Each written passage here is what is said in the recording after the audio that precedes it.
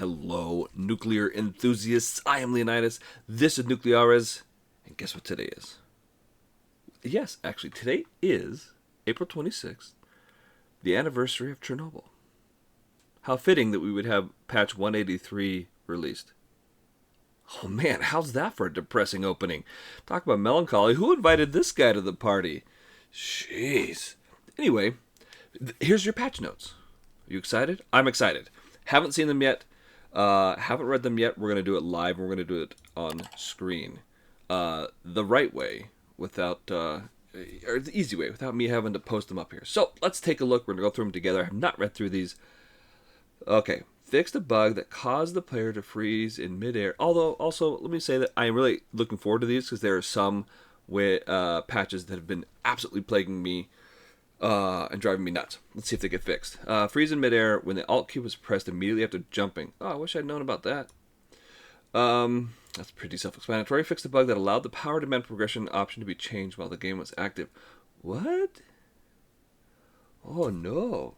Okay, so I think that means that if you click power demand on when you start it, there's no shutting her off. You're just in it to win it or suffer through it. No turning it on and off like we did before. Fix an issue where the control rod temperature was too low. Was going to be removed from the core. I don't know why it says too. Okay, so that's just looks like a readout issue.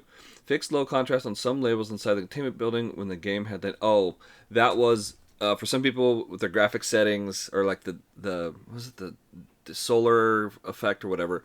The plates that labeled like the MO2 or M02 and M023 valves didn't show up. Fixed issue where control rod would disappear from storage after loading a saved game. Yeah, I think I saw that one once. Fixed issue with selectors being in wrong position after loading a saved game. That one had to do with I found that one, and it was the external core pool knob. If you had it on and saved the game and loaded it, it would switch back to off. You just had to toggle it. That was one of my bugs. Fix the bug where controllers were displayed in the wrong position after the power on the power board. Oh, yeah. The power board is the thing above the center console that shows the it's the pretty colors. It shows absorption and reaction and stuff. 4 and 8, I think it were flip flopped. Fix a bug where external power supply would not recover after power outage. Thank you, praise be to the nuclear gods. That was one that I really didn't like. You get these events where power outage would cut off at a certain time. It's supposed to come back however many hours later, say 12, but it wouldn't. It would just stay off forever. So I'm really excited about that one.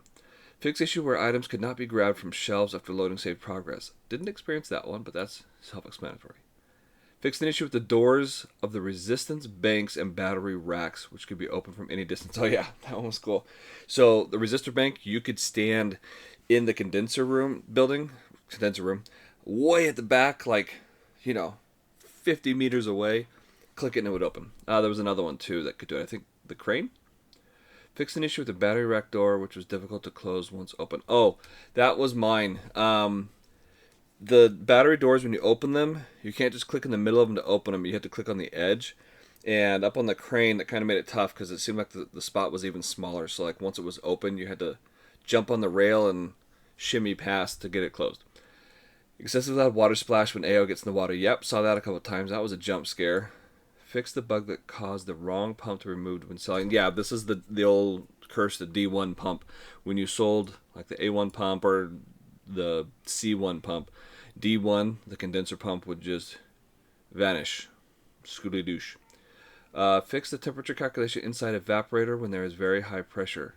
This, I think, is the steam gen bug. This is the one where it would peg to 410 and your pressure's off the charts that we were kind of seeing, but it was hard to track. Fix an issue where the fuses inside the backpack would disappear when loading save progress. I never saw that one, but a couple people reported it. Fix an issue where extracting a control rod with the crane would not disappear from the control panel. I don't remember if I saw that one either, but I remember discussion about it. All these things you can find both reported and discussed in Discord. So if you're not in the Discord, if you don't own Discord, it's free. Sign up, very easy, very handy. They have a mobile version, free, desktop version, also free. Fix an issue where newly installed control rods would not correctly register their absorption power unless they were removed beforehand. Oh yeah, saw this one. I have videos on this that I learned on the fly. When you have control rods installed, they don't register unless you either save and load or jiggle them, like set them to 99, then back to 100, and then they would register. So that was a wake up. Fixed visual issue with ambient shadows flickering some situations. That's I saw those. I reported this one. You load in, and it's like there's like this pulsing light that would come in certain areas. Move the generator sets from the empty. Yep, that's that big. You probably already saw my video on it. Whole new building, whole new setup, and there's a lot to it that I'm not going to spoil right away. There's more details that I left out. I want you to find them out for yourself. Added a new connection from the external power supply room to the new generator building. Okay. Huh. Added a new connection from the external supply. Oh, yeah. That's the that means you got to go to that. What he's calling the external supply room, I think, is outside that little hallway outside the chemical room, where you load from the truck and fill the tanks. I think that's what that's referring to. Added fuel delivery service. Yep. Okay, that's related. Added new valve to the external fuel supply room to divert fuel to the new generator building. Yes. Okay, so that is what he's talking about.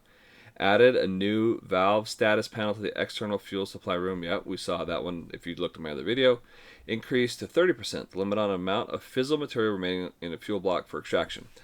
Originally, it was set that fuel blocks, in order to remove them, had to be cool, I think below 50 degrees, and fissile material had to have less than 10%. Well, people said, that's too much, I still want to pull them out early. So he upped it to 15, people still complained, so now it's up to 30.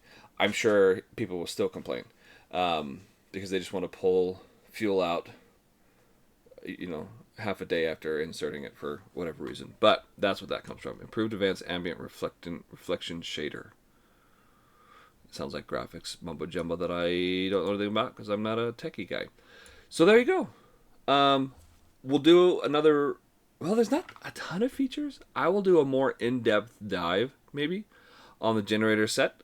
But a lot of bug fixes and a new feature, which is neat. It already has some bugs to be worked out. In my video where I check out for the first time the new generator building, you get to see my bug that I find where you fall out the window. Yeah, you just fall right out. So anyway, thanks for stopping by. I'm Leonidas. We'll see you again soon with lots of new updates.